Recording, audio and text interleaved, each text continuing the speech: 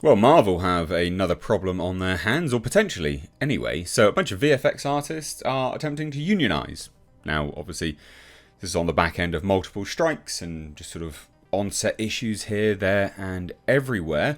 But this poses a pretty major issue for Marvel in general, because Marvel has a pretty bad rap when it comes to working with their VFX artists. Now, this isn't necessarily Marvel specifically, it's the industry at large and the abuse that studios have when it comes to VFX houses. And it is abuse, you know, it's an abuse of power, it's an abuse of position in the respect that, you know, they think that, they can sort of shop these, contracts out to, the bidders there.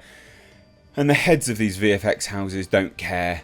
They're unscrupulous, they push it upon their employees. So it's a combination of two things. Studios abusing that power and the fact that there's very limited VFX houses now. Not that many.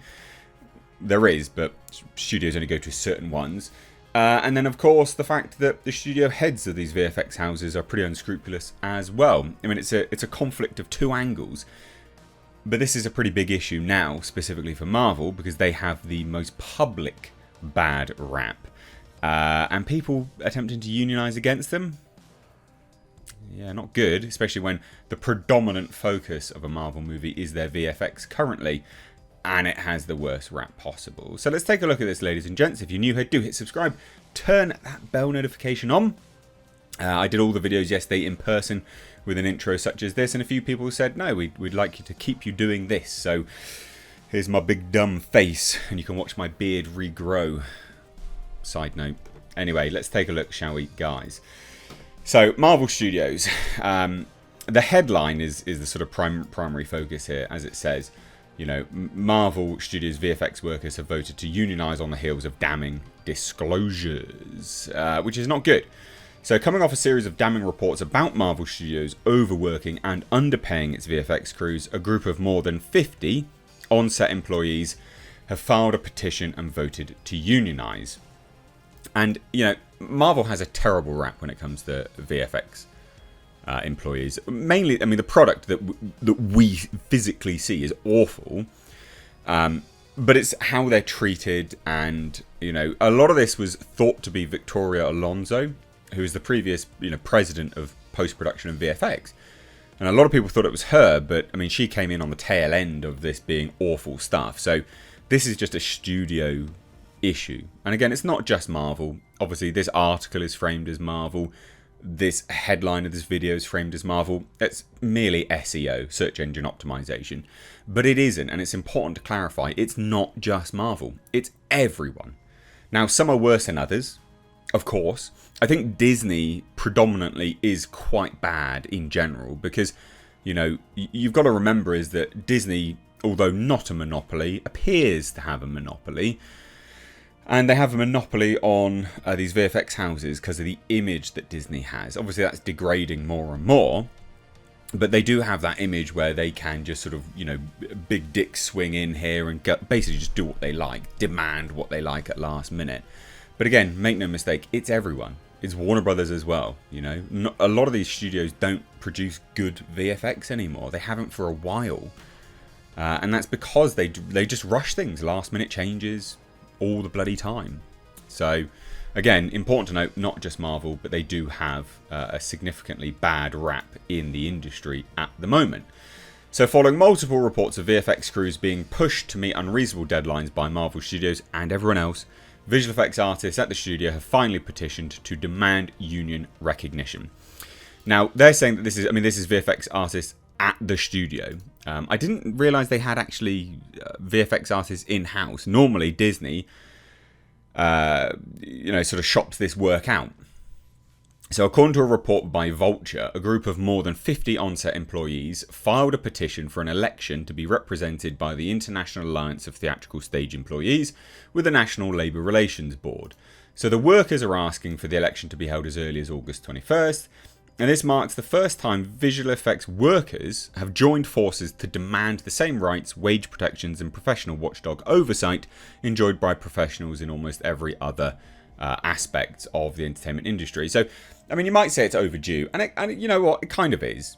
You know, to a certain degree. I mean, you'd think that you would have the same rights and wage protections as other areas of the identical industry you are working in. So I guess in that regard, it is kind of, you know, overlong, like this was due to happen. And I will say as well, because lots of people, when it comes to the actors and it comes to the writers, for instance, lots of people go, well, to hell with you, like who cares? I think there's a certain amount of more and I could be wrong, tell me if I'm wrong, but I do think there's a certain amount more of public sympathy when it comes to VFX workers, because generally speaking, they're work for hire and they are abused, you know, in terms of their work at the last minute, overwork this, overwork that. So I think that there's a bit more public sympathy there. I did a report yesterday on the new Snow White reboot essentially being cancelled and the insane demands of Rachel Zegler. I mean, that's the most insufferable woman in Hollywood right now. So she's taken the mantle from Brie Larson, which who the hell thought that would, you know, was possible. But the actors are constantly not in the public's favour. And same as the writers, because people just look at what the writers are writing and go, well, you're just writing absolute garbage. But when it comes to VFX, people look at the work and go, yeah, it's garbage. But we know you reshot literally to the very wire, so how were these people going to actually do stuff, you know? I think there's a bit more public sympathy there. Correct me if I'm wrong, of course. So anyway, we had this. This is a report from, well, this is the statement from VFX organiser and IATSE Mark Patch.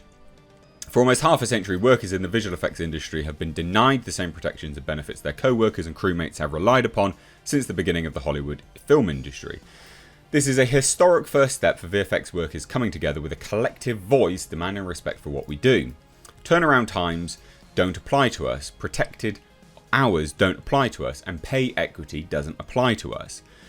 Visual effects must become a sustainable and safe department for everyone who suffered far too long and for all newcomers who need to know they won't be exploited. And this is from VFX coordinator Bella Huffman, who actually worked on Hawkeye. There wasn't much VFX in Hawkeye, but alright. So for the most part, the VFX industry has remained non-union since the late 70s, and IATSE considers this a major shift in the labour landscape. So this is from the IATSE International President Matthew D. Loeb. We're witnessing an unprecedented wave of solidarity that's breaking down old barriers in the industry and proving we're all in this fight together. I hate the term solidarity, get that communist shit out of here. That doesn't happen in a vacuum. Entertainment workers everywhere are sticking up for each other's rights. That's what our movement is all about. I congratulate these workers on taking this important step and using their collective voice. I urge Marvel Studios to voluntarily recognise their union immediately. Now, again, so this is about Marvel, but it's obviously a studio-wide and industry-wide issue. Get the communist rhetoric out of here. I hate that kind of stuff. You know, I understand it is, solidarity has its own meaning. I get that. I do understand. But, you know, at the end of the day, not everyone deserves this level of sympathy in the industry. But I do think VFX workers do. And I do think that they are, you know, somewhat overlooked, should I say. So let me know what you think down below. This is a bad time for Marvel. This is a real bad time for Marvel. Because if this goes ahead and they choose to strike, I mean, they're screwed. They're absolutely screwed because they rely so heavily on VFX, as does every single studio. So I think that they will probably battle this and not look to recognise any of these things. But let's see what happens. Let me know what you think down below. Love to hear it. Hit subscribe if you're new here. Cheers, guys. Take care. Bye-bye now.